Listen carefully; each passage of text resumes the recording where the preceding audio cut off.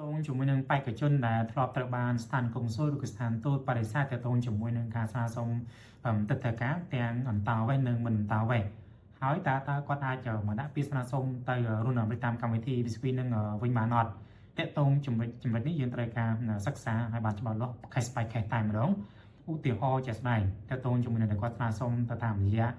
ตลาดเล่ยนี่ดูโคตามจะจบพิจอบอันนี้คือจุดเพศนั้นเองมีคนดูโคเพศตัดเถกามันตาไว้หายនៅពេលដែលគាត់ស្នើសុំគាត់ពិតជាបានរៀបចំឯកសារត្រឹមត្រូវច្បាស់លាស់ពិតប្រាកដមែនប៉ុន្តែដោយសារតែស្ថានកុងស៊ុលឬស្ថានទូតនឹងគាត់បន្តមានទំនុកចិត្តក្នុងការឲ្យវីសាឬក៏ទឹកតែការយើងអញ្ចឹងលក្ខខណ្ឌបែបហ្នឹងបេក្ខជនគឺគាត់អាចស្នើសុំទាក់ទងជាមួយនឹងកម្មវិធី BSV បានគឺអត់ជាបញ្ហាទេឬក៏ផលឬក៏មានផលប៉ះពាល់ទាក់ទងជាមួយនឹងការស្នើសុំទៅរនំតាមកម្មវិធី BSV ទេតែបើសិនជាបេក្ខជននឹងគាត់ត្រូវបានបដិសេធដោយសារតែមូលហេតុគាត់បានការឯកសារឬក៏ការព័ត៌មានមានថាគាត់ខ្លែងឯកសារឬក៏ព័ត៌មានអញ្ចឹងមានថាបេក្ខជនហ្នឹងគឺគាត់ហានិភ័យតែម្ដងបើសិនជាគាត់មកសាកសុំតើតើជាមួយនឹងកម្មវិធី VC វិញគឺប្រឈមជាមួយនឹងបញ្ហាបរាជ័យតែម្ដងសូម្បីតែភ្នាក់ងារហ្នឹងក៏